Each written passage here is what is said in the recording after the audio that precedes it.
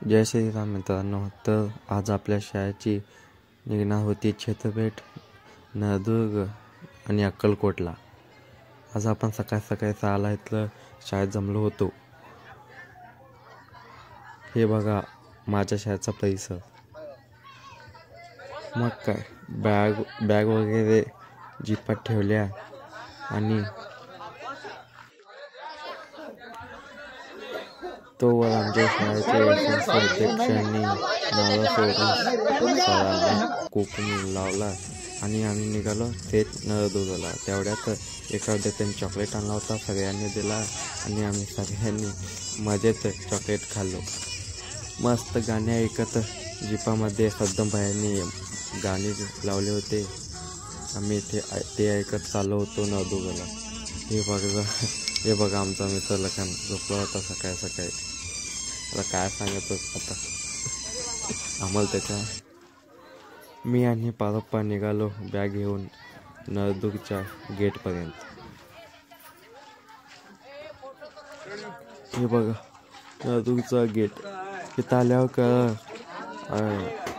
50 रुपये फी होती, ती आता फ्री केली आहे काही दिवसासाठी. विद्यार्थी तर लई खुश झाले हे ऐकून. आत गेल्यावर हे बघा नकाशा भेटला आम्हाला नळदुर्गचा नकाशा. हे बघा तटबंदी नळदुर्गची किती बंदोबस्त.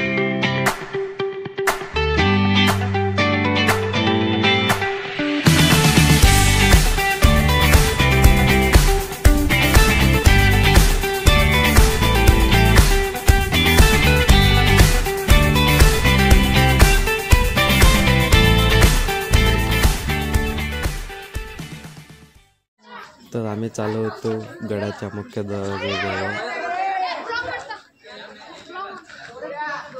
गडाचा मुख्य दरवाजा म्हणजे त्याला हुलमुख दरवाजा असे म्हणतात. पुढे तुम्ही पाहू शकता हुलमुख दरवाजा.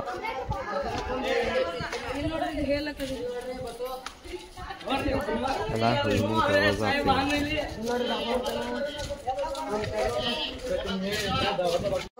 तर तुम्ही हे काय दरवाजा बघताव ना, ते हुलमुख दरवाजा, याला हुलमुख दरवाजा असे म्हणतात. आत गेल्यावर त्या 2 अधिकाऱ्यांनी आमच्या शाळेचे नाव, सरांचे नाव लिहून घेतले. तोवर आम्ही इथं थांबलो होतो काही गोष्टी पाहण्यासाठी. माझे मित्र तर फोटो काढायला बसले होते. मी तर या नैसर्गिक वातावरणाचा आनंद लुप्त घेत होतो.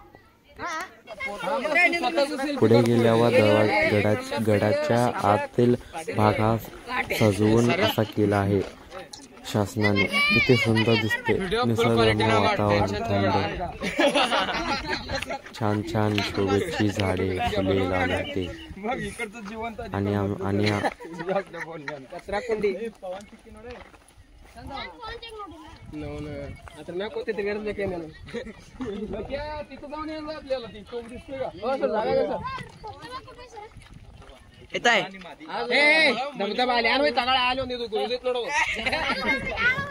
माझे मित्र तर कन्नड बोलत होते. मला पण कन्नड आणि मराठी दोन्ही येते.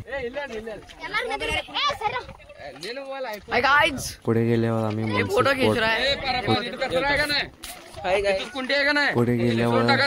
मुन्सिप कोर्ट बघितला. तिथे काही व्हिडिओ पिक्चर काढला नाही.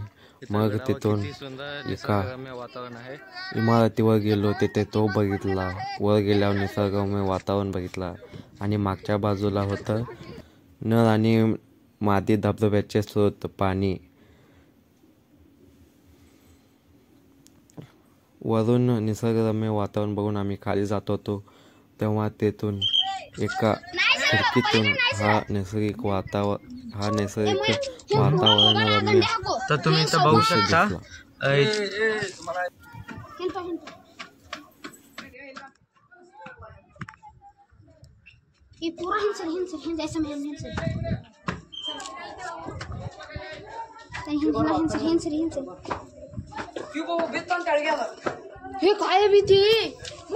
तुम्ही पाहू शकता ह्याला उपली बुरुज असे म्हणतात. तर तुम्ही इथं आल्यावर हे धोकादायक बुरुज आहे असे संदेश बोर्डावर लिहिलं आहे. तरी तुम्ही इथं आल्यावर सेल्फी काढू नका वर गेल्यावर. तर तुम्ही इथं पाहू शकता उपली बुरुजाजवळ भरपूर प्रमाणात गर्दी झाली आहे. तो बघा अण्णा बाहेर येऊन जांभू देत आहे, दिसलं का? असं कृपया असं करत जाऊ नका, धोकादायक आहे.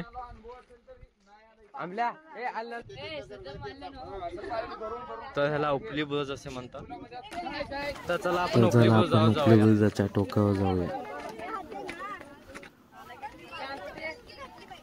पायऱ्या तर 90 अंशामध्ये होत्या, म्हणून चढायला खूप त्रास होत होता. तेवढ्या काय नव्हत्या, पण 90 अंशासारख्या वाटत होत्या. तर ह्या किल्ल्याची पूर्ण तटबंदी उपली पूर्ण बंदोबस्ताने बांधलेली आहे. शत्रू आत शिरूच शकत नाही असली तटबंदी बांधलेली आहे नळदुर्गाला. तर तुम्ही पाहू शकता, आपण तिथून इथपर्यंत आलो आहोत. तर हा माझा मित्र लखन, आम्ही दोघं इथं ह्या निसर्गरम्य वातावरणाचा आनंद घेत आहोत. तुम्ही पण घेऊ शकता. आमचा पारा बघा, प्री वेडिंग शूटिंग म्हण. तर आज आपण तिथं उपली बुरुजावर आलो आहोत आणि उपली बुरुजावरून जवळपासचा नैसर्गिक वातावरण बघा.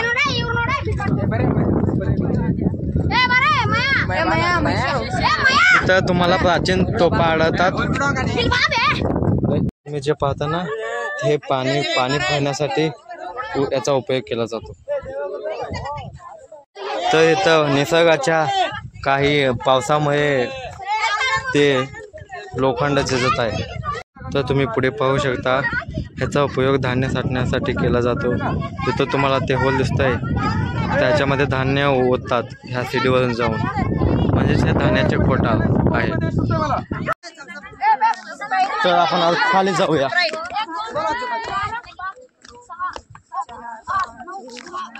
तर आपण वरून पायरी मोजत आलो आहोत आणि टोटल पायरी बुरुजाच्या टोकापासून आणि इथं जमिनीपर्यंत 78 पायऱ्या निर्माण केल्या आहेत.